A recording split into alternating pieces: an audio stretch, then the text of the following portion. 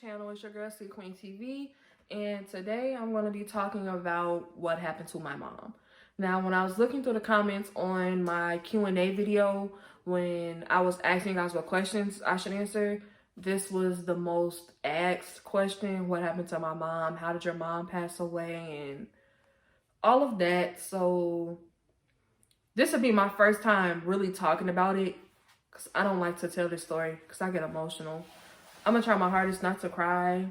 But before we get into this video, I just want to say subscribe to my channel, leave a comment down below, like the video, share it with everybody, help me get to 100 subscribers. I want to get to 100 subscribers before Christmas.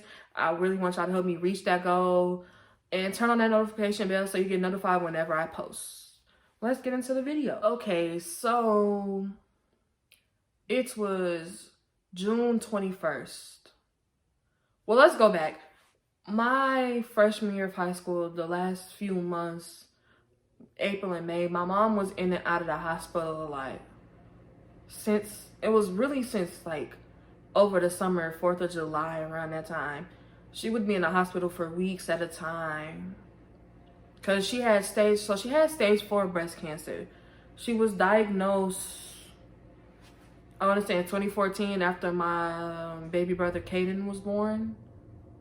But she was diagnosed and she had stage 4 breast cancer. And within those last few months she was here, she was just in and out of the hospital a lot. And you know, she was such an independent person. Like, she would make sure there was dinner on the table when we got home, there's something to eat, and she would help us with our homework. And it was 6 of us. And while my dad was at home, when my dad was at work, she really held down the house. So I just remember my dad used to take off work a lot to be there with us and really help my mom. And she had got to the point where she couldn't do certain things on her own. Like, she couldn't bathe herself. She couldn't use the bathroom on her own, or she was on oxygen. And it was just like, watching her reach that point in her life, it was sad to see her like that, because she was such an independent person. And she really wanted to do everything on her own, and she would push herself until she couldn't anymore, and then she would still go a little bit farther. It was June 21st, and we woke up and my mom was having trouble breathing. So we thought it was something wrong with the oxygen. It wasn't the oxygen. And I remember she kept saying, my chest hurts, my chest hurts. So they called an ambulance. The ambulance came and got her. And just seeing her like that, and seeing them wheel her out the house, I remember breaking down crying. Because I was scared. Like, I've seen her in the hospital bed, but I've never seen her get pull off with an ambulance, inside of an ambulance. Like, I was terrified. And the day went on. We went about it like it was a regular day after that. My dad was up at the hospital and my grandma was up there. And I remember going to sleep. And I woke up. I got waken up by my aunt. It was like 11:30 that same day at night. And I remember waking up saying, get dressed. She was just like, hurry up and throw some clothes on. So I hurry up, I put my coat and my shoes on. I went to go help my brothers get ready. And I went downstairs. And when I went downstairs, it was just a whole bunch of family down there. All my uncles and my aunties and my older cousins.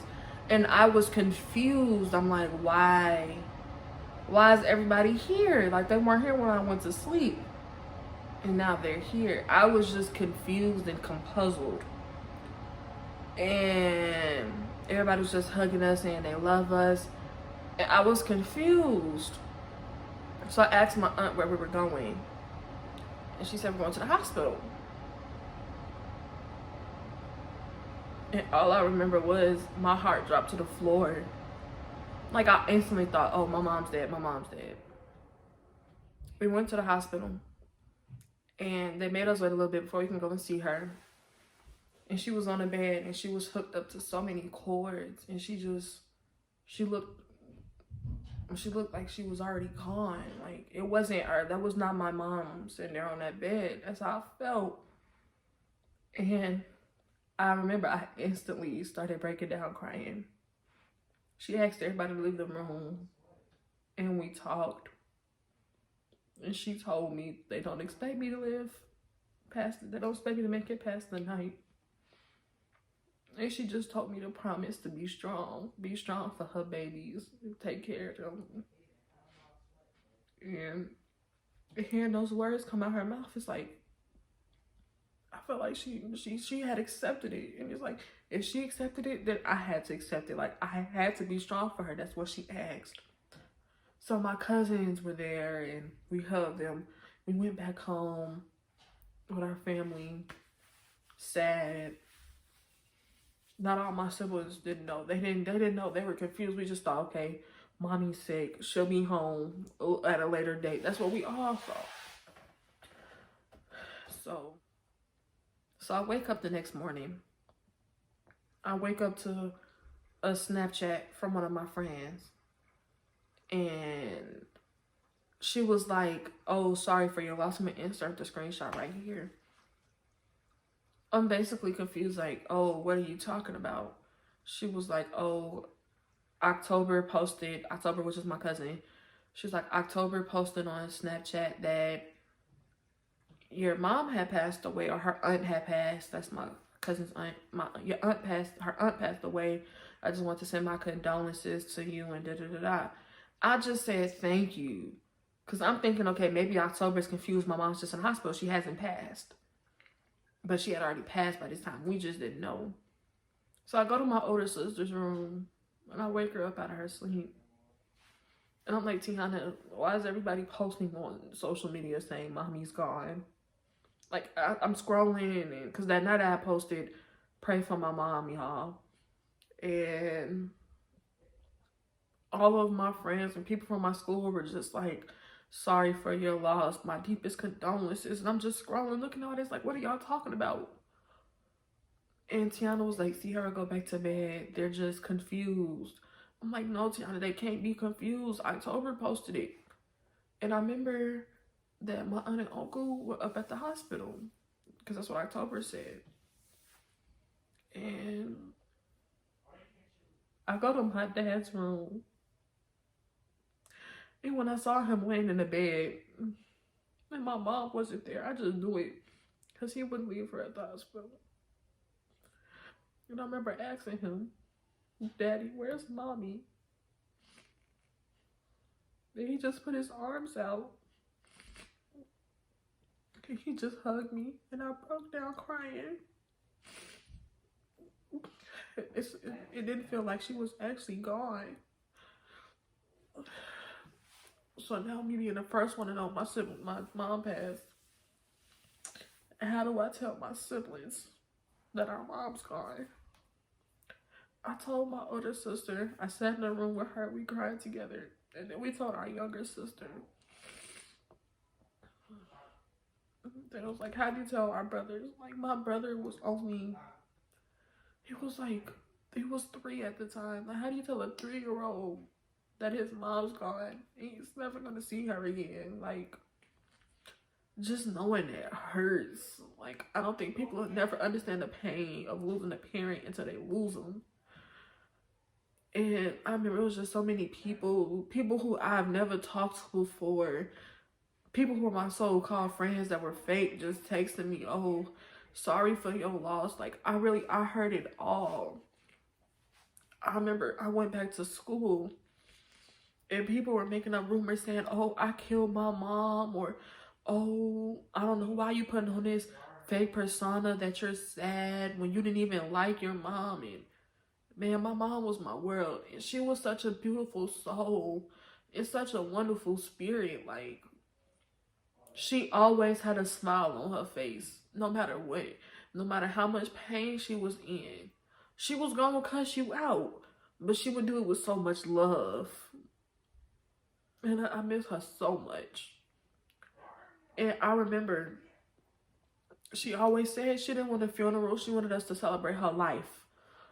So we threw a party, and it was friends and family that I haven't seen in years. Family I hadn't seen since I was a baby, just coming around.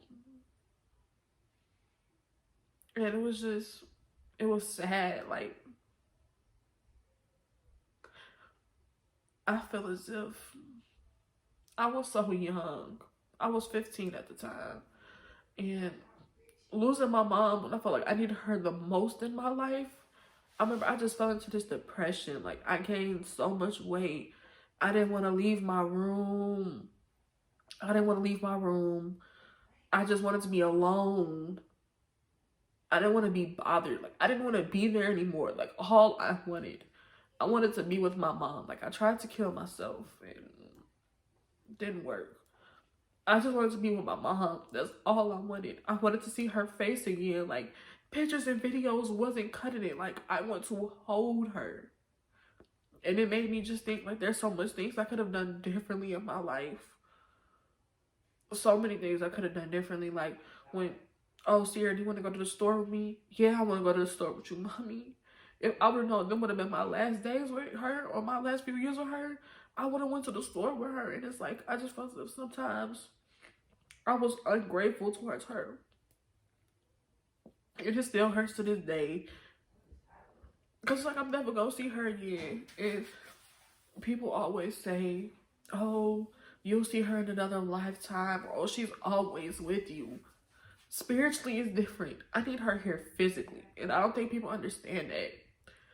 And the biggest misconception that people think when someone loses their parent is that they're doing it for attention. I don't care how old you are when you lose your parent, whether you're a baby or if you're 70, 80 years old, losing a parent is never easy. It has to be the hardest thing you could ever to go through. And especially at my age, it's like, I'm the second oldest of 6 siblings and I'm 15 and my mom just passed away. Like, I remember moving in. I remember moving in on campus freshman year, and everyone was with their moms, and their moms were hugging them, and oh, I love you. And it was just like, yeah, my stepmom was there, but it didn't feel the same. It's like, I miss her. Like, she's not gonna be here. She's not gonna be here to see my grandkids, her grandkids. She's not gonna be here to see me graduate. She wasn't here to see me graduate high school. She's not gonna see me graduate college. She's not gonna see me do all of these wonderful things. And that's why I am the way I am now. That's why I push so hard now to be successful. Because I don't want to disappoint her. I do everything I do for her. Everything I do now, I do it for my mom. And I just miss her. She was in so much pain. I don't want her to be in pain. If I could go back and put that pain upon myself so she wouldn't have to go through it, I would. And I wouldn't even second guess it. I would have rather it been me than her. Because she was such a beautiful person. That's basically it. So, I'm sorry. I tried not to cry, but I couldn't help it. But yes, that is the story of how my mom passed away and how I dealt with it. Subscribe to my channel. Leave a comment down below, like the video, turn on the notification bell, so share this video with your family, your friends, your college group chat, share with everybody. Please subscribe to my channel. I really appreciate it. On the road to 100 subscribers. I want to get 100 subscribers before Christmas. Please make this happen for me, and peace.